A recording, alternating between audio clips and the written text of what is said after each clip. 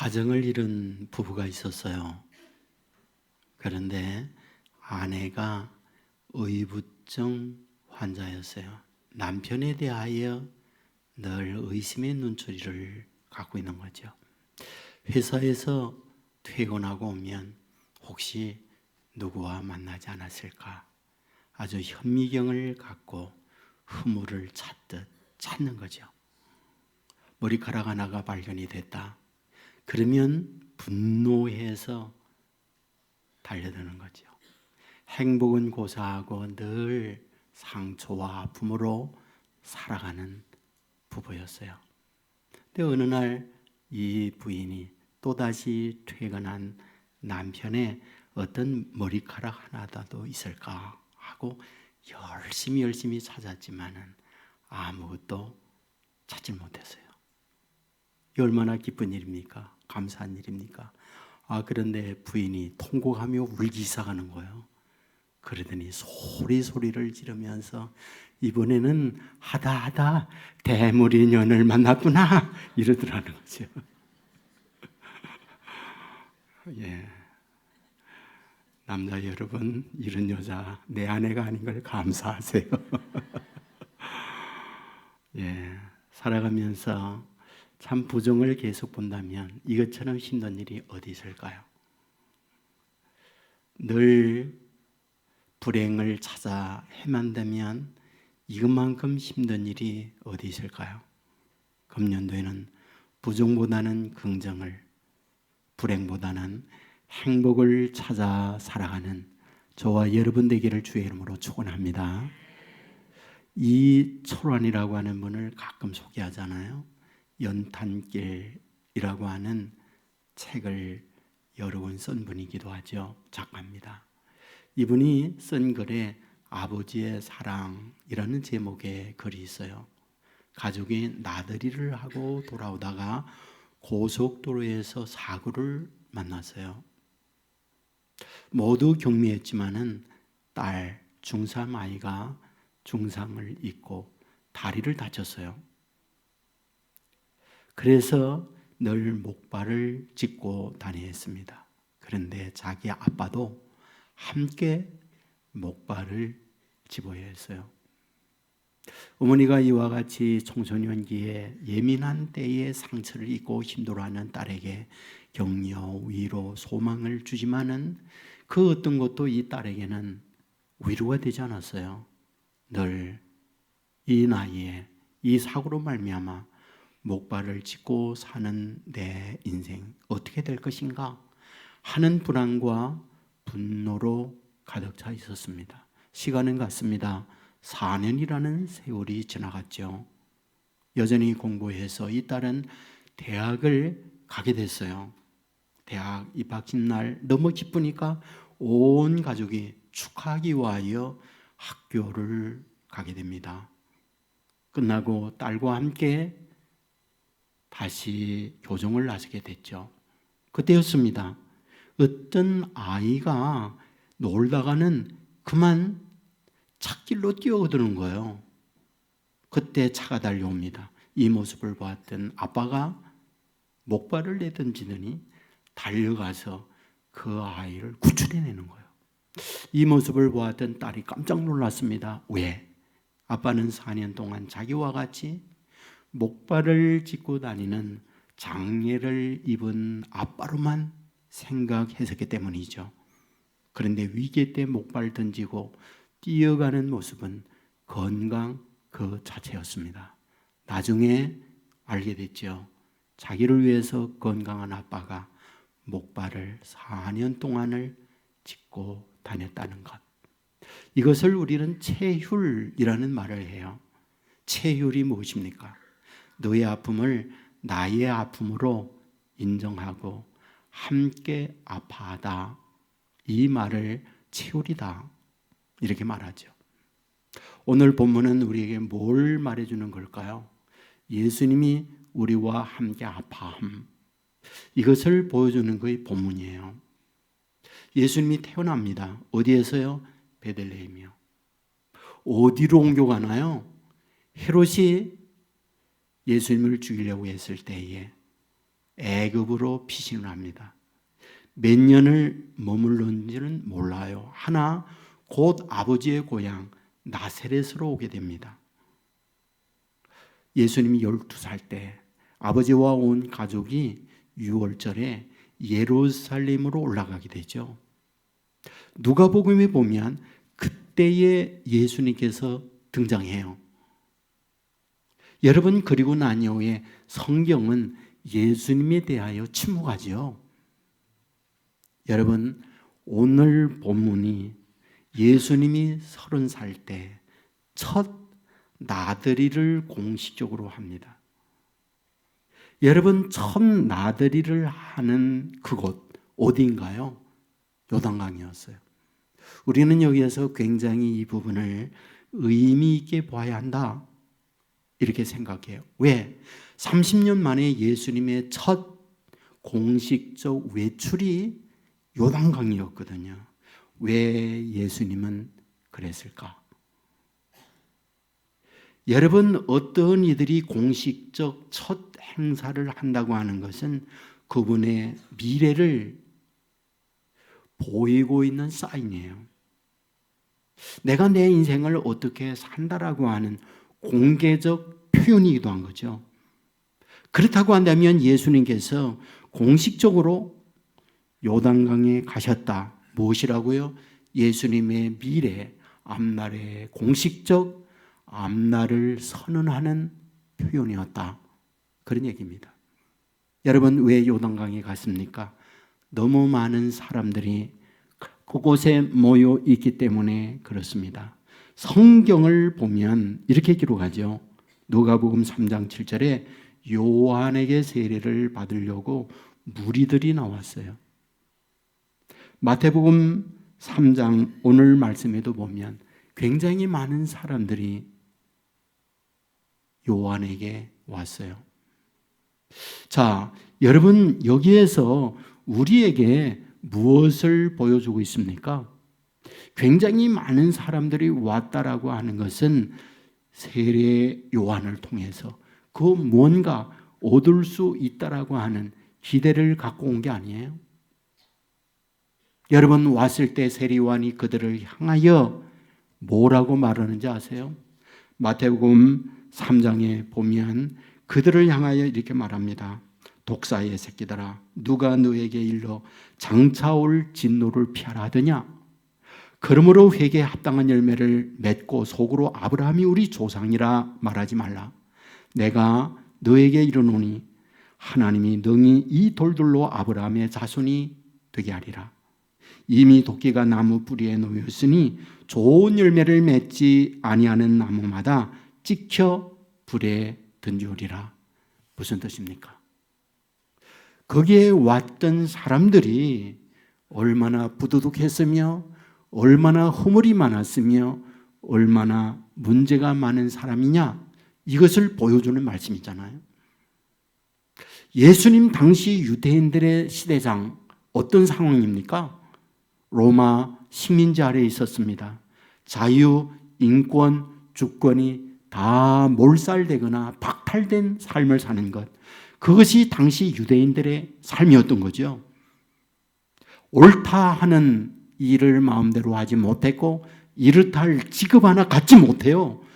여러분, 직업 없이 인생을 산다는 것, 가난과 먹고 사는 생존의 문제에 위협을 당한다는 그런 말이에요. 아십니까? 가난하면 가난과 함께 오는 문제들이 하나둘이 아닙니다. 병이 나요. 이렇다 할 약 한 번, 이렇다 할 병원 가지 못하고 골골 괴로움을 겪는 것이 가난한 자의 아픔이에요. 자녀 교육, 여러분, 뒷받침만한 경제가 있어야 도울 수 있는 거 아니에요?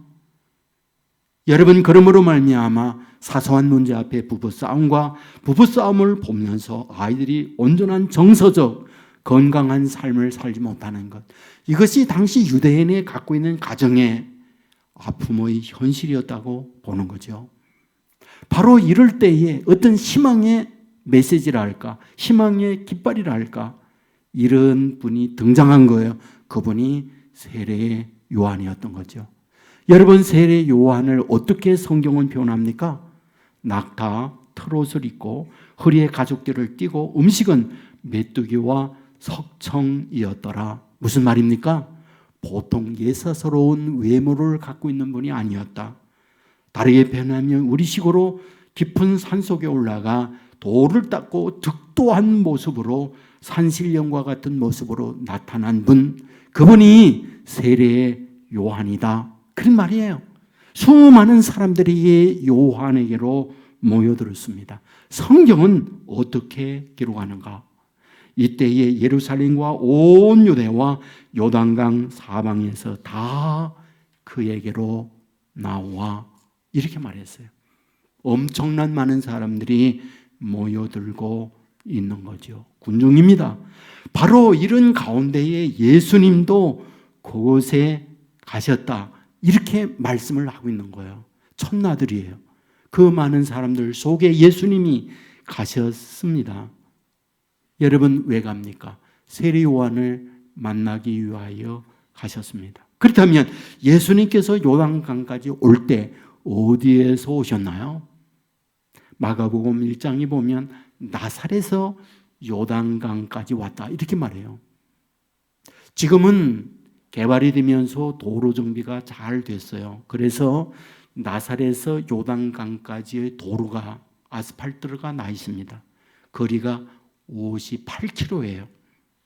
예수님 당시에는 이런 도로가 없었어요. 그러므로 길 없는 곳을 가야 했기 때문에 어쩌면 100km 이상 되는 먼 길을 돌아 왔었다고 볼 수 있는 거죠. 그렇게 예수님께서 그 머나먼 길 하루길이 아니라 적어도 2, 3일을 걸려야 올 수 있는 길을 걸어 첫나들이의 요단강에 온 이유 뭡니까? 왜 옵니까? 그게 세례였던 거죠. 세례. 13절 하반절에 보면 요한에게 세례를 받으려 하시니 16절에 보면 예수께서 세례를 받으시고 요한에게 세례를 예수님이 받으세요. 그렇다면 세례가 무엇입니까? 세례는 잠긴다는 말이에요. 잠긴다라는 말은 죽는다 그 말이에요. 그리고 다시 물에서 올라오다라는 말은 다시 살아나다 그런 말이에요. 그래서 세례의 정확한 의미는 죽고 산다라는 뜻입니다. 무엇이 죽습니까? 옛사람이 죽어요. 무엇이 죽습니까? 죄가 죽어요. 그러면 다시 삽니다. 무엇이 삽니까? 새 사람으로요. 무엇이 삽니까? 예수의 의를 덧입은 사람으로 살아난다. 이것이 세례의 핵심입니다. 그러므로 수많은 사람들이 예수님께 와서 자신들의 죄를 잡아가고 회개하면서 새로운 사람으로 거듭나 새 인생을 사는 것, 이것이 예수님께 사람들이 세례 요한에게 와서 세례를 받던 모습이었어요. 자, 그런데 여기서 굉장히 큰 문제에 부딪히게 됩니다. 그렇다면 예수님이 세례를 받기 위하여 왔다고 할 때 예수님도 죄인이란 말이냐? 라는 거죠. 죄인이 죄 용서받기 위하여 받는 게 세례거든요. 그러면 예수님도 세례 받는다 라고 할 때 예수님도 죄인이냐? 라고 하는 문제에 부딪히게 되는 거죠. 어떨까요? 죄가 없으세요. 어떨까요? 예수님은 사람의 몸을 입으시지만 죄는 없으시다 라는 것이 성경이에요. 그렇기 때문에 오늘 본문 14절에 보면 요한이 말려 이르되 내가 당신에게 세례를 받아야 할 터인데 당신이 내게로 오시나이까? 라고 말해요. 그러니까 죄인이었던 세례 요한이 예수님에게 세례를 받아야지 죄 없으신 예수님이 어찌 죄인인 나에게 세례를 받으시나이까 하면서 거부를 했던 거죠. 하지만 예수님께서 나에게 세례를 베풀라 간청함으로 세례 요한은 예수님께 세례를 베풉니다. 그렇다면 도대체 왜 죄 없으신 분이 죄 있는 자가 받는 세례를 받고 있는 걸까요? 우리는 예수님이 이 세상에 오신 것을 뭐다? 성육신했다고 그래요. 예수님이 세상에 오셨다. 뭐 했다? 도성인신했다고 그래요. 예수님이 사람의 몸을 입으시고 이 땅에 오셨다, 인카네이션 했다라고 얘기해요. 그렇다면 성육신 한다고 할 때에 그 의미가 무엇입니까? 하나님이 단순히 사람의 몸을 입으시고 오셨다, 이 뜻입니까? 맞아요. 하지만 그 차원을 넘어서는 의미가 이 안에 있습니다. 이 부분에 대하여 바울이 로마서 8장 3절에서 이렇게 말해요. 죄로 말미암아 자기 아들을 죄 있는 육신의 모양으로 보내사, 이렇게 말했어요. 이것을 현대인의 번역서에 보면 자기 아들을 죄 많은 사람의 모양으로 세상에 보냈다, 이렇게 말했어요.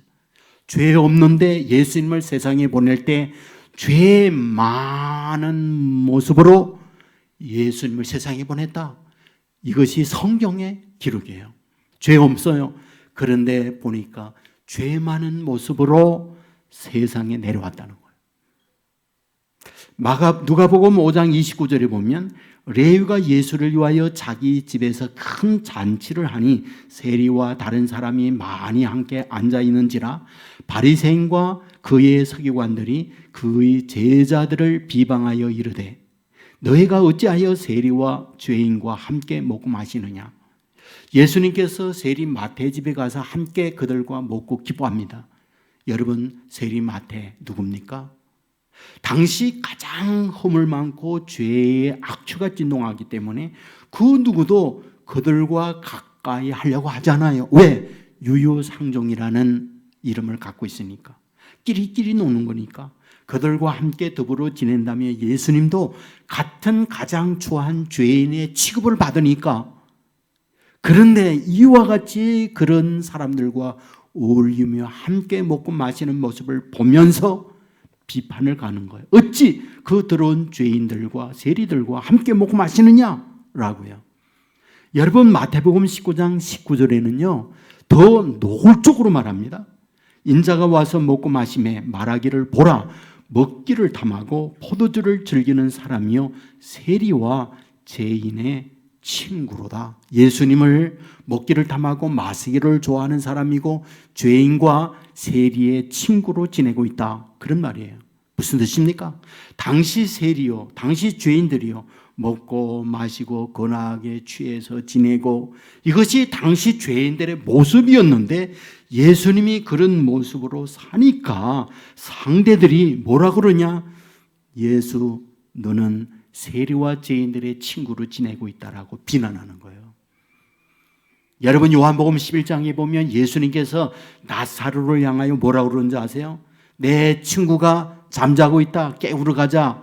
나사로에게 예수님이 친구라고 얘기해요. 나사로가 어떤 사람인데요? 여러분, 고아입니다. 아버지 어머니가 계시지 않아요. 경제적 가난 속에 어렵게 지내는 이가 나사로입니다. 그런데 예수님이 그 나사로를 향하여 내 친구라고 얘기해요. 무슨 뜻일까요? 바로 세상에서 외면하고 세상에서 가까이 하지 않는 이들과 예수님이 왔어요. 그리고 그들과 함께 지내면서 그들은 내 친구라고 말을 하고 있는 것. 이것이 성경에서 예수님의 모습을 가르쳐 주는 거예요. 30년 만에 예수님께서 공개적 외출을 합니다. 그 간 곳이 요단강이었습니다. 왜요? 세례 받으려고요. 세례 받지 않아도 되는 분이에요. 왜? 죄가 없으시니까요. 그런데 왜 세례 받습니까? 그 무리들 속에 예수님이 가셔서 뭐라고요? 나도 너희들과 같아. 이 모습을 보여주는 것이 요단강에 세례받는 사건이었다는 거예요. 여러분, 이 모습을 보면서 예수님이 고고하고 예수님이 잘난 척하고 우리와 거리가 먼 급이 다른 그런 분으로 보는 게 아니라 우리와 동급생이네, 우리와 동창이네, 우리와 똑같네, 이런 모습을 보여준 것이 요단강의 세례 사건이었다. 이것을 말씀하는 겁니다. 그 많은 사람들, 어려움과 고통 가운데 있는 이들 속에 나도 너희들과 똑같아, 그런 모습으로 30년 만에 외출하면서 공개하는 선언이었다라는 거예요. 무슨 뜻입니까? 임마누엘, 예수님이 임마누엘로 오셨는데 임마누엘은 단순히 사람이 되어 왔다는 뜻이 아니라 그 차원을 넘어서는 거예요. 너희들의 눈높이, 너희들의 아픔, 너희들의 형편처럼 나도 그런 존재야 라고 낮아짐이 임마누엘이에요. 그와 같이 지내는 것, 그것이 함께 지내고 있는 모습이었다는 거예요. 이 모습으로 저와 여러분에게 찾아오시는 주님입니다. 믿으시기를 주의 이름으로 축원합니다. 제가 목회를 하면서 많은 분들에게 영향을 받았어요. 그 가운데에 제가 가만히 돌이켜보면 가장 많은 사랑과 많은 은혜를 입은 분이 있다면 오늘의 교회의 하용조 목사님이었구나, 그런 생각이 듭니다. 제가 목회를 배우기 위하여 30대 중반에 우리 교육자들을 데리고 오늘의 교회를 방문을 했어요. 그때 한 목사님께서 2시간 정도 시간을 내서 공간 곳곳을 안내하면서 목회 철학과 이 공간이 어떤 상관관계가 있는가, 이런 것들을 설명을 해 주었어요. 그리고 자기 방으로 우리를 안내해서 자신의 중점 두고 있는 목회의 방향, 이런 것들을 말씀해 주셨습니다. 그리고 난 이후에 저의 내외를 늘 목사님이 불러주셨어요. 특별히 제주에 가면 서귀포에 굉장히 좋은 호텔이 있었는데 그곳으로 비행기 표도 사주고 또 그곳으로 우리를 안내해서 며칠 동안 함께 그곳에서 지내면서 인생도 나누고 목회도 나누고 여러 가지 속성 이야기를 많이 나누었습니다. 이후에 제가 뵙자고 하면 시간이 그렇게 바쁜데도 새벽 시간에 만나자고 해서 새벽 시간 만나기도 하고, 때로는 신장이 약해서 세브란스에서 신장 투석을 해야만 했는데 투석 시간이 몇 시간 걸려요. 그러면 병실로 오라고 해서 투석하면서 몇 시간씩 목사님과 말씀을 나누며 그렇게 지냈어요. 굉장히 많은 사랑, 굉장히 많은 도움을 받았죠. 이것은 저에게 기쁨이에요. 그렇게 훌륭하고 큰 존경받는 목사님이 저를 끔찍이도 사랑한다는 마음이 저에게 있으니까 얼마나 기뻐요. 굉장히 많은 도움도 많이 받았죠. 우리 교회에 비전 스쿨이 있잖아요. 몽골에 비전 트립을 갔어요. 그런데 비행기를 못 타서 그만 비행기 표가 희족하게 된 거예요. 다시 말하면 오늘 26일인데 26일 0시 40분 비행기예요. 그러니까 오늘 저녁에 비행기를 타려고 갔는데 어젯밤에 비행기 떠나고 없는 거예요. 여러분, 어젯밤에 와야 12시 지나서 0시 30분에 비행기 타는 거잖아요. 그런데 오늘 26일이니까 오늘 가면 되겠거니 하고 갔는데 비행기 시간은 어제 떠나버리고 만 거죠. 못 탔어요. 아마도 30-40명 됐던 것 같아요. 비행기 티켓을 사려고 하니까 성수기여서 비행기 표를 살 수가 없는 거예요. 전화가 왔어요. 그래서 제가 뭐 힘이 있습니까? 그래서 지역의 국회의원들이 늘 저하고 가까이 지내면서 목사님, 민원이 있으면 언제든지 말씀하세요 라고 했기 때문에 힘 있는 국회의원에게 도움을 받아야겠다 하고 도움을 요청했거든요. 그런데 악과디가 다르더라고요. 전혀 도움을 안 주는 거예요. 그래서 하는 수 없이 하용조 목사님에게 전화를 드렸어요. 그랬더니 즉각으로 해결했어요. 곧바로 몽골에 있는 대한항공 지사장에게 연락을 해서 없는 표를 수소문해서 다 사가지고 바로 돌아오도록 만들어 주었어요. 여러분이 얼마나 고마운 일입니까? 그렇게 좋은 분이 제 옆에 저와 함께 있다고 하는 것, 이 얼마나 감사하고 고마운 일이에요. 정말 감사한 일이잖아요. 여러분, 저와 여러분에게 누군가가 함께 하면서 힘있고 능력 있는 분이 도와준다고 하는 것, 너무 감사한 일이잖아요.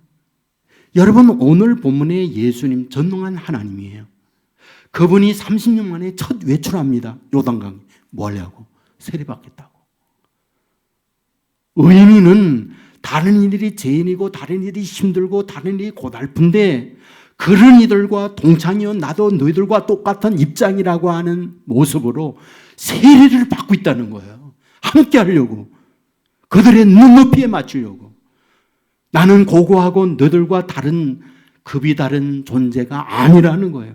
낮아짐, 사람의 몸을 입고 오심, 이것은 그런 모습으로 우리 가운데 함께 한다는 걸 말하는 거예요. 여러분 누가복음 19장에 보면 예수님께서 여리고 갑니다. 누굴 만나기 위해서요? 삭개오 만나려고요. 삭개오 누굽니까? 세리입니다. 세리 중에 세리장이에요. 가장 매국노요, 가장 흡혈귀요, 가장 국민들에게 돌 맞아 죽어야 할 1호 대상이 세리장으로 국민들의 피를 빠는 그런 삭개오였습니다. 예수님께서 그 동네에 왔을 때 무리들이 모여들었습니다. 삭개오도 예수님을 보고 싶지만 두 가지 문제가 있죠. 하나는 무리들 속에 키가 작아 예수님을 볼 수 없고, 두 번째로는 사람들에게 돌 맞을 위치했기 때문에 사람들을 피하고 싶은 거예요. 하는 수 없이 높은 나무 꼭대기에 올라가서 나무 잎사귀로 자기를 가리고 그 아래로 예수님이 지나가는 모습을 보고 있잖아요. 이게 웬일입니까? 가던 그 길에 나무 밑에 서더니 위로 올라보면서 예수님이 하시는 말씀, 삭개오라, 내려오라. 그리고 하는 말씀, 오늘 내가 너희 집에 유하여야 되겠다. 이 말씀을 하시는 거예요. 여러분, 이 모습을 보았던 사람들이 온갖 비난과 야유를 퍼붓습니다. 어찌 죄인의 집에 가서 그들과 함께 유하고 그들과 함께 지낼 수 있느냐라는 것이었죠. 뭘 뜻하는 겁니까? 세상에 그 누구도 관심 갖지 않은 이들에게 그들의 입장에, 그들의 눈높이에 맞춰서 낮아지고 그 집에 가서 그들과 함께 지내는 분, 그것이 누구? 예수님의 모습이었다. 이게 성육신 하신 임마누엘로 오신 분이었다. 믿으시기를 주의 이름으로 축원합니다. 여러분, 제가 군에 갔어요. 훈련을 마치고 부대 배치를 받았는데, 배치받았던 부대가 어떤 곳이냐? 대대에서 여단병력으로 부대가 증강이 됐어요. 여러분, 남자들은 부대 단위를 알죠? 소대, 분대, 소대, 중대, 대대, 그 다음에 사단이에요.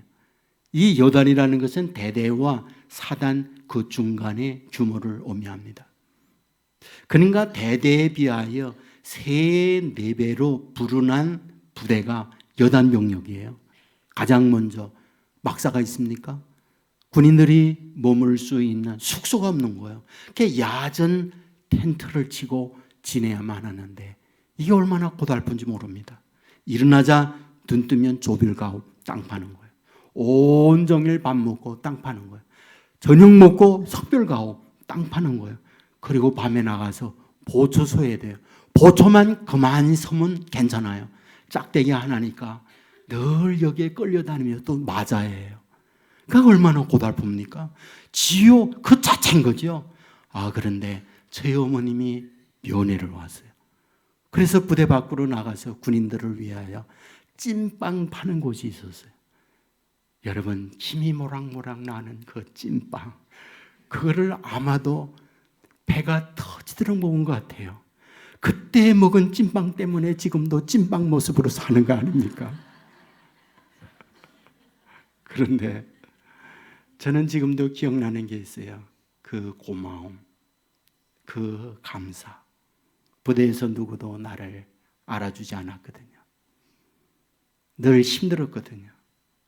그런데 어머님이 저를 만나고 저를 품어주었고 저를 안아주었던 거지요. 있는 모습 그대로요. 저는 이것이 주님이 우리와 함께하는 임마누엘의 모습이구나, 그런 생각을 합니다. 진정한 주님의 임마누엘은 근사하고 잘난 사람과 함께함으로 그에게 어떤 유익을 얻음으로 함께하는 게 아니에요. 주님의 임마누엘은 이와 함께하면 내가 낮아지고 그와 더불어 지내면 내 이름이 추해지는데도 불구하고 함께하면서 울고 함께 아파하고 함께 동행해 주는 것, 이것이 주님께서 저와 여러분에게 주시는 임마누엘이라는 것, 믿으시기를 주의 이름으로 축원합니다.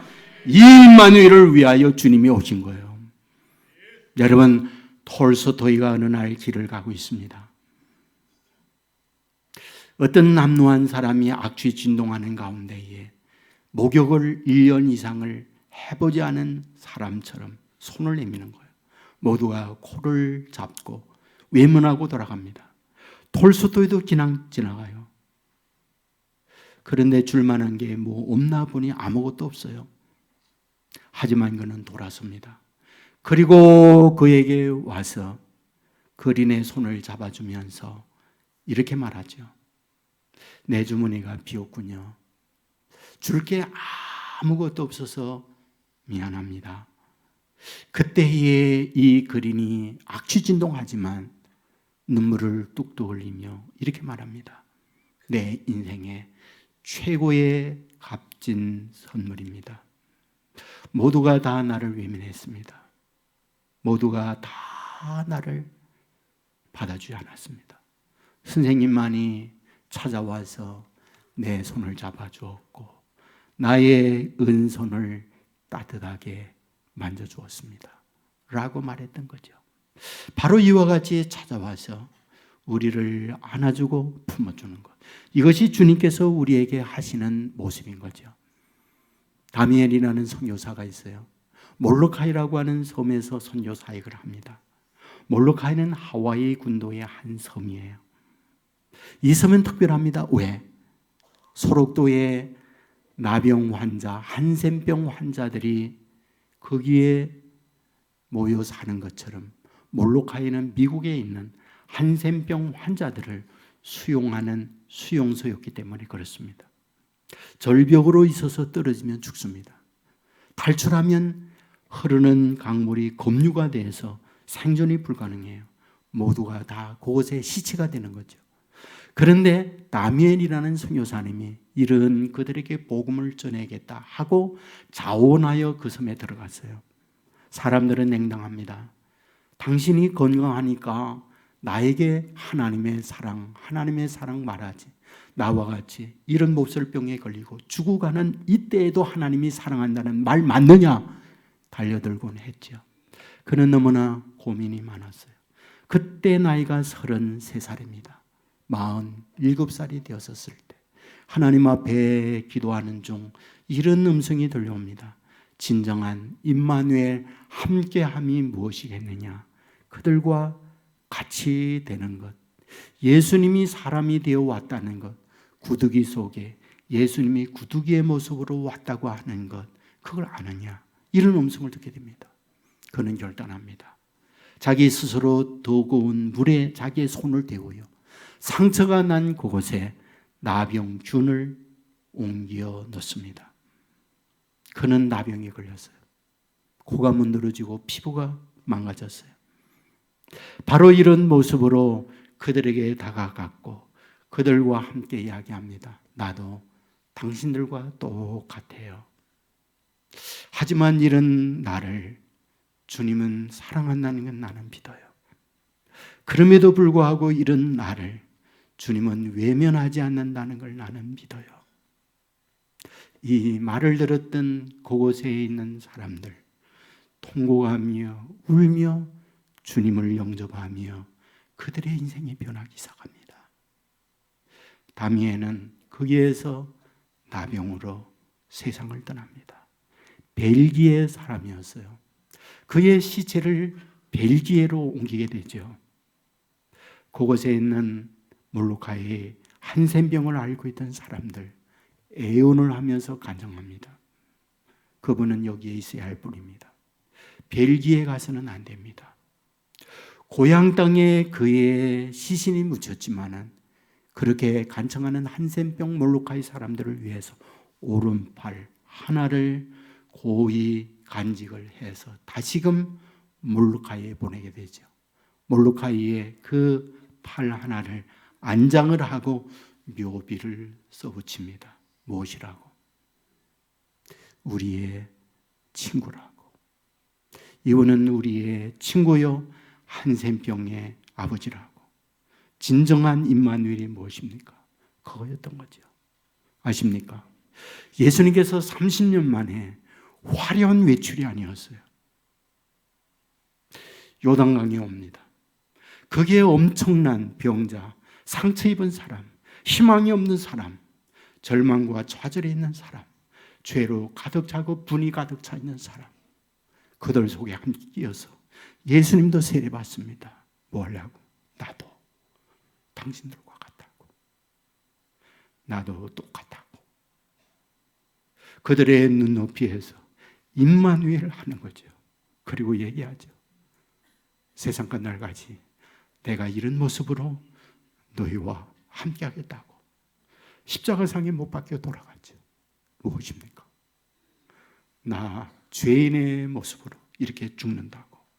그게 십자가였던 거죠.